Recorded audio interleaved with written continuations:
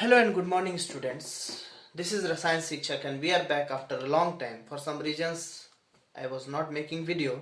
From now on, we will try to take specific topics for revision. I hope that already you have studied these topics and now it is high time for the revision only. Today, we will take a specific topic, that is ethers.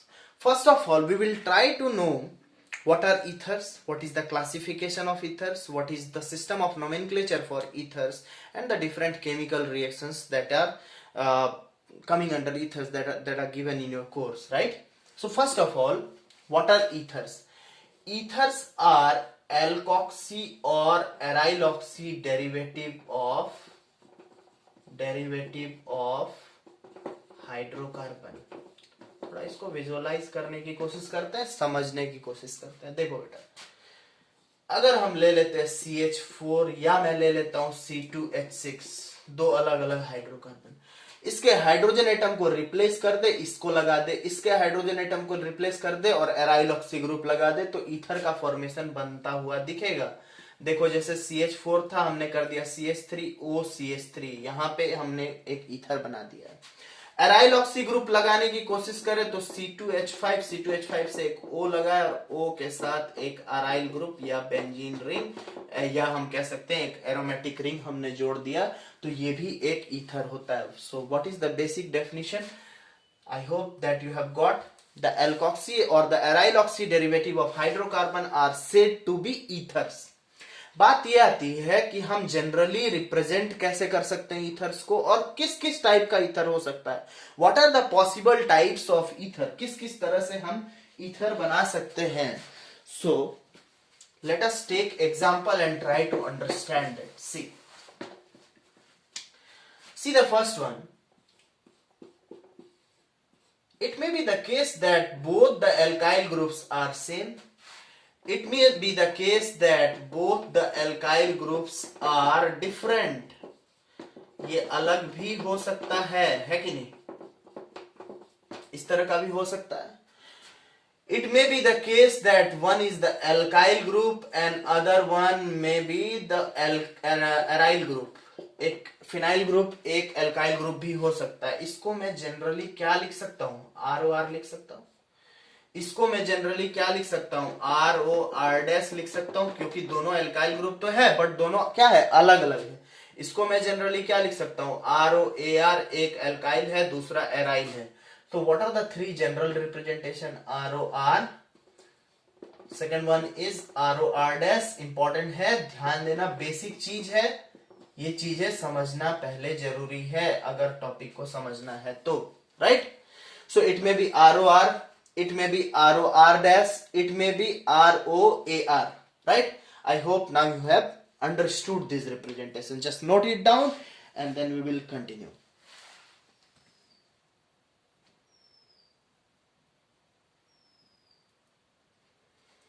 Okay, so the next thing which comes to mind is how we can classify the ethers on the basis of type of alkyl groups present in it.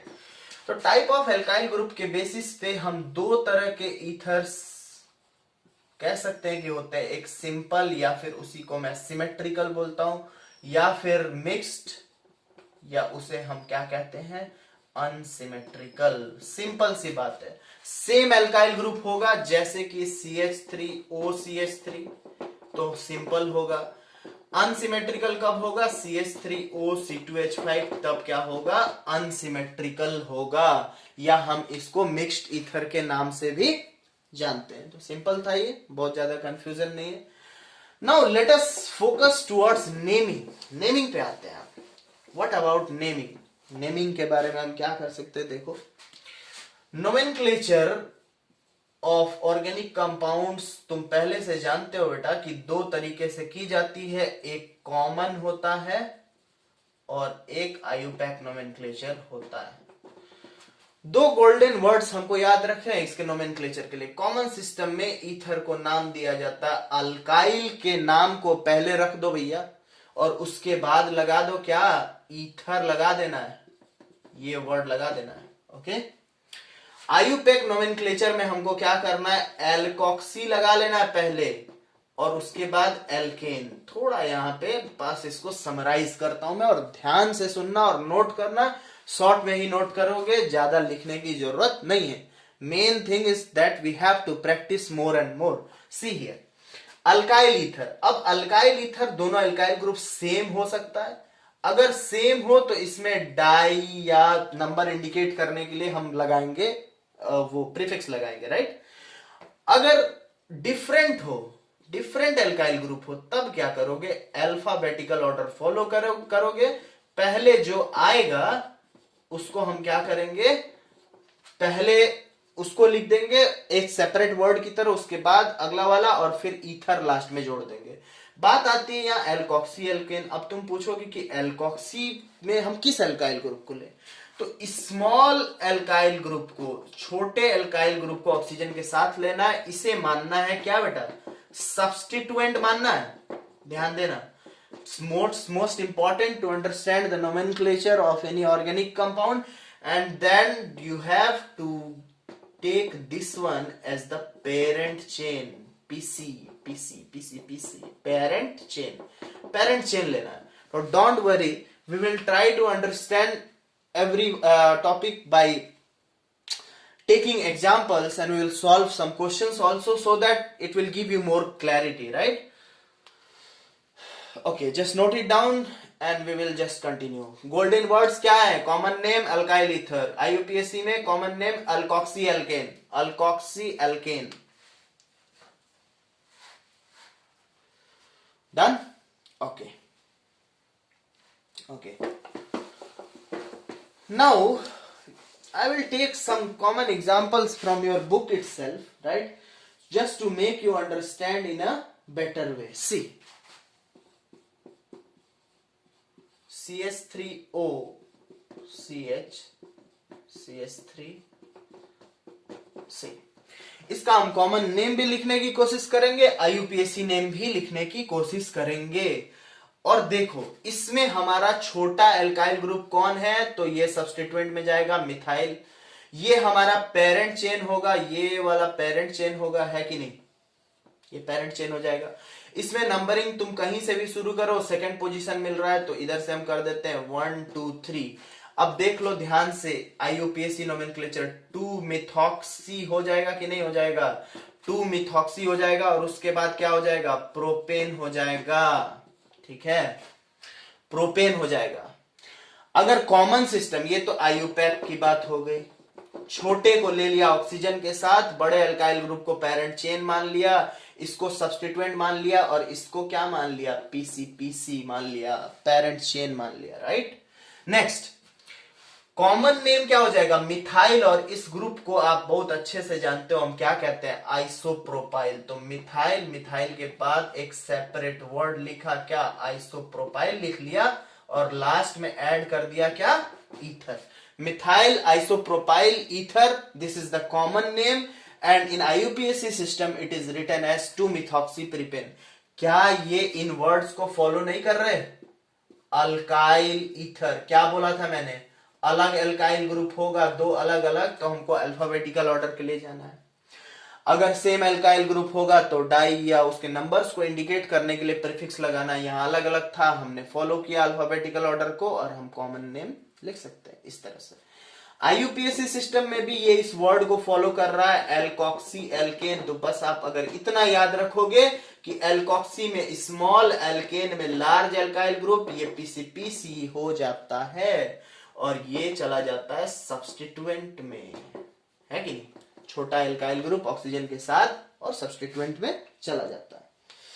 Now let us try to take some more examples. से we will try to solve some questions given in your NCERT exercise. See, so this is the first one, C2H5O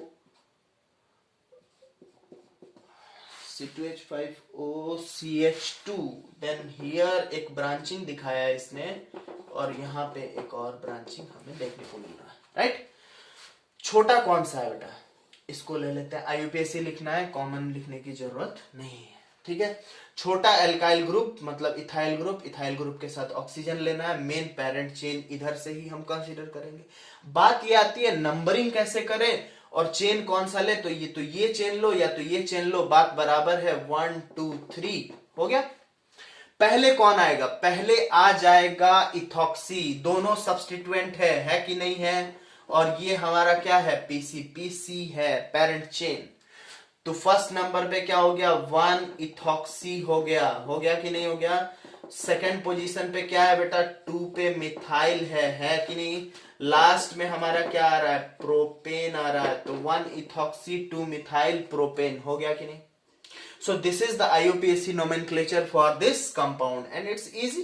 alkoxy alkane उसी पे आ रहा है, substituent है तो हमें दिखाना ही होगा और लोकेंट पोजीशन दिखाना होगा, और ये चीजें आप पहले से पढ़े हुए हैं, तो you have to focus on that and you have, if you have not studied, just go through the general rules of IUPAC and you will easily do it. It is just that easy, right?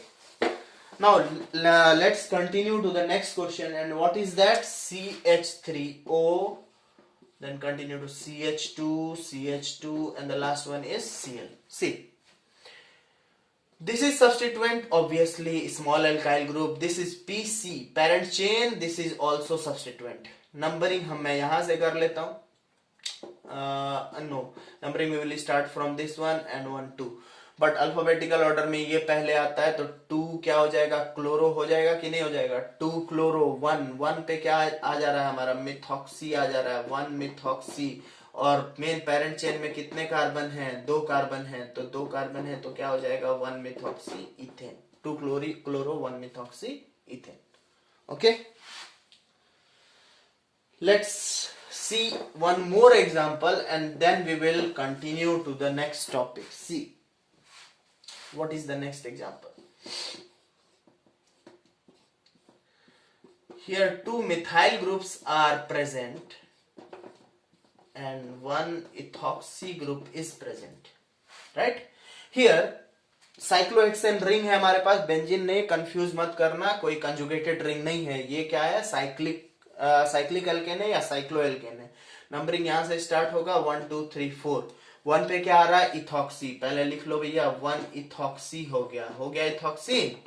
उसके बाद क्या हो गया, 4,4, इस पे क्या है, di methyl है. डाई मिथाइल क्यों लगा रहे हो, क्योंकि एक ही पोजीशन पे दो मिथाइल ग्रुप्स लगे हुए हैं, और मेन पेरेंट चेन मतलब साइक्लोहेक्सेन हो गया.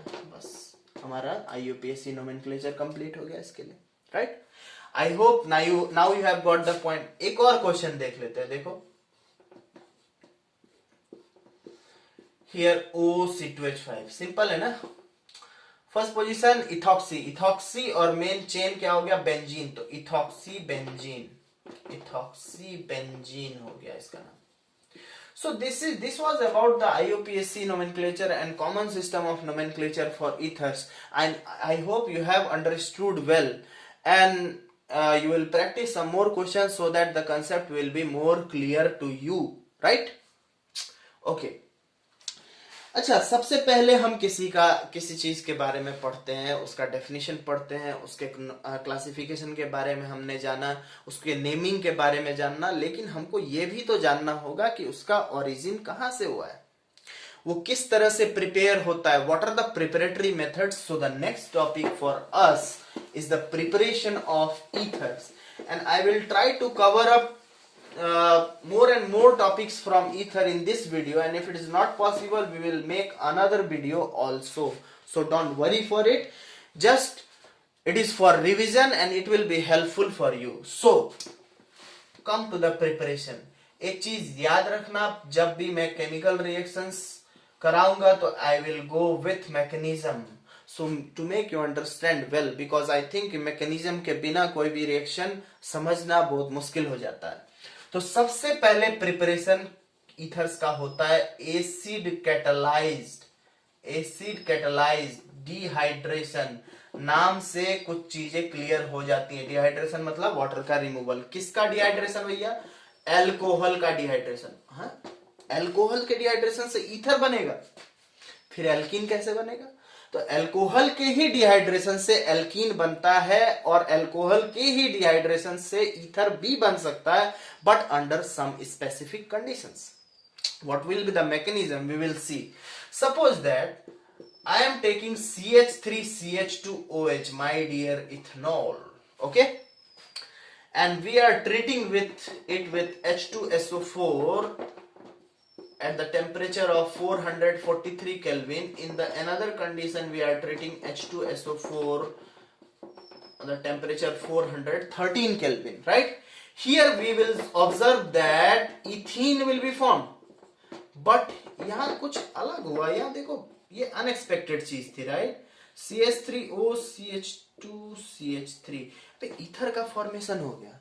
टेम्परेचर ही तो बस लो हुआ है, कंडीशन H2SO4 ही लिया था. बस एक चीज याद रखना जो बुक में नहीं मिलेगी, वो उसने वहां पे मेंशन नहीं किया. दो मॉलिक्यूल्स अगर हम लेते हैं, मतलब एक्सेस अल्कोहल लेते हैं और टेम्परेचर को थोड़ा सा लो कर देते हैं, तो हमारे पास ईथर बनता हुआ दिखता है. Got the point? Okay. अब बात ये आती है कि उसके बाद अगला स्टेप क्या है. तो just to inquire about the mechanism, कैसे बना होगा, है ना? ईथर कैसे बन गया आखिर? यहां तो एल्कीन बनता है, वाटर का बहुत आसानी से दिखता है ना कि एक हाइड्रोजन यहां से निकलेगा, OH निकलेगा, और मैकेनिज्म इतना भी आसान नहीं कि हाइड्रोजन OH निकलता है. ये तुमको मालूम है, पहले प्रोटोनेशन होता है. मैं एक बात बोल रहा हूं, वाटर का रिमूवल होगा, डबल बॉन्ड यहां पे आ जाएगा, तो एल्कीन ही बनना चाहिए. फिर ये ईथर कैसे बन गया? So let us go for the mechanism of this reaction and try to understand it. And please just be focused and try to note down as I am writing. Right? See. The first step, याद रखना कि हमारे पास दो molecule है, C2H5OH के दो molecule है. First step में CH3CH2OH क्या है हमारे पास? इस ऑक्सीजन के पास दो लोन पेयर होता है, ठीक है. इसका हम करते हैं क्या? प्रोटोनेशन. H+ इसमें ऐड होता है. कैसे? ऑक्सीजन आराम से H+ को अटैच कर सकता है, CH3CH2, और ये हाइड्रोजन जो है भैया गरीब है नहीं, इलेक्ट्रॉन इसके पास, ऑक्सीजन अमीर दिख रहा है इसे, तो ऑक्सीजन को अप्रोच करता है, ऑक्सीजन के पास हाइड्रोजन अटैच हो गया, इस पे एक पॉजिटिव चार्ज आ गया. अब बन गया भैया क्या? Protonated alcohol. प्रोटोनेटेड अल्कोहल याद करो तो थोड़ा. प्रोटोनेटेड अल्कोहल का क्या काम है? Protonated alcohol acts as electrophile.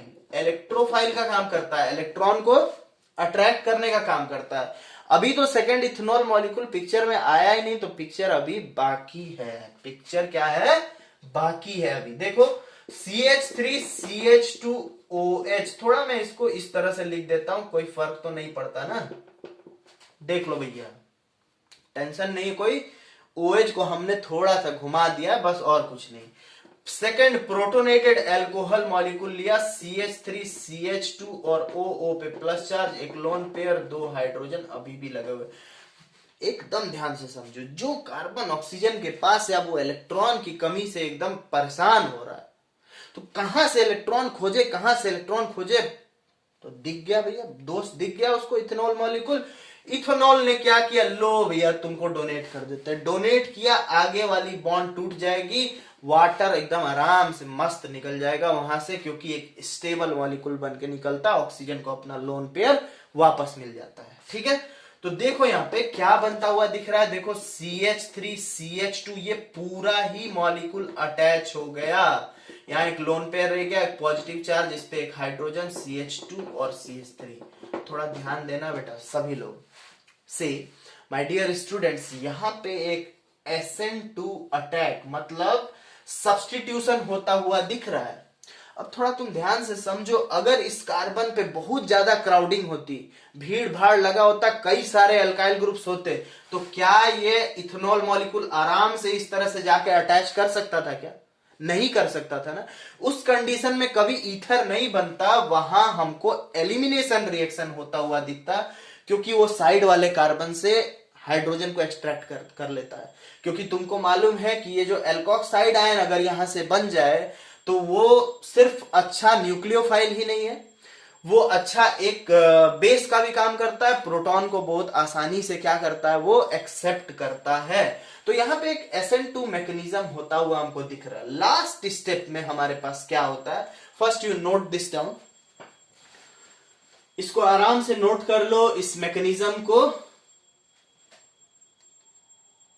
The two step, first step क्या हो रहा है देखो मैं समझा देता हूं। फर्स्ट स्टेप में क्या हुआ है, the alcohol is protonated, the protonated alcohol is acting as the electrophile. The second alcohol molecule is attacking on this protonated alcohol, and this type of product will be formed. The last step, deprotonation will take place, and we will get the ether. Okay. थोड़ा जल्दी हो रही है चीजें बेटा, क्योंकि revision video है, थोड़ा शॉर्ट वीडियो बनाने की कोशिश कर रहा हूं मैं, so try to be fast. Okay, now see in the third step what happens.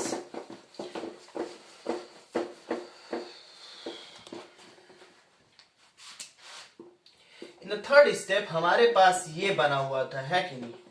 इस ऑक्सीजन पे एक पॉजिटिव चार्ज, एक हाइड्रोजन अटैच है, एक लोन पेयर है, एक CH2 यहाँ CH3 अटैच है. बात समझ में. अब यहाँ डीप्रोटोनेशन होगा, मतलब ये दे देगा वापस, बोला कि भैया हाइड्रोजन हम फिर निकल जाते हैं, वही एसिड जो तुमने पहले स्टेप में यूज किया था वो रीजनरेट होता हुआ दिख रहा है कि नहीं, राइट. कैटलिस्ट का काम क्या है, काम किया और निकल गए, काम किया और निकल गया, और फिर ready for the second round of reaction. So what happens, CH3 CH2O, इस O के ऊपर दो लोन पेयर्स आ गए और CH2 CH3 हो गई बात. तो यहां पे हमको ईथर बनता हुआ दिख रहा है कि नहीं दिख रहा, ठीक है.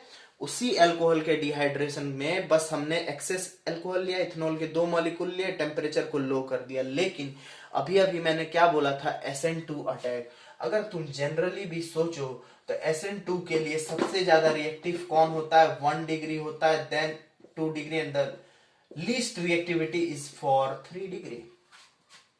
थोड़ा मैं इसको समझाने की कोशिश करता हूं, तुम मैकेनिज्म अच्छे से समझे होगे. आई होप दैट फर्स्ट स्टेप में प्रोटोनेटेड अल्कोहल का फॉर्मेशन हुआ, सेकंड स्टेप में सेकंड अल्कोहल मॉलिक्यूल ने अटैक किया. कैसा अटैक किया, SN2 अटैक किया, सब्स्टिट्यूशन हुआ, और सब्स्टिट्यूशन होने के बाद लास्ट स्टेप में डीप्रोटोनेशन हो गया.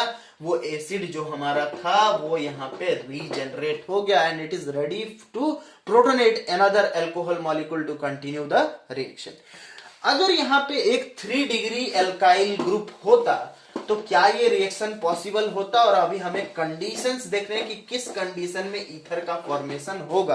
देखो सी, अगर मान लो ये RO माइनस ग्रुप है, ठीक है, यही तो अटैक कर रहा था ना, H प्लस तो बाद में निकल ही जा रहा है. तो यहाँ पे अगर मेरे पास एक ऐसा एल्काइल ग्रुप होता, CH3C CH3, ये प्रोटोनेटेड अल्कोहल बना के बैठा होता, तो ये तो भाई अब खोज रहा है कहां करे, क्या करे, किस तरह से एक्ट करे. तो RO माइनस 2 तरह से एक्ट कर सकता है, याद रखना.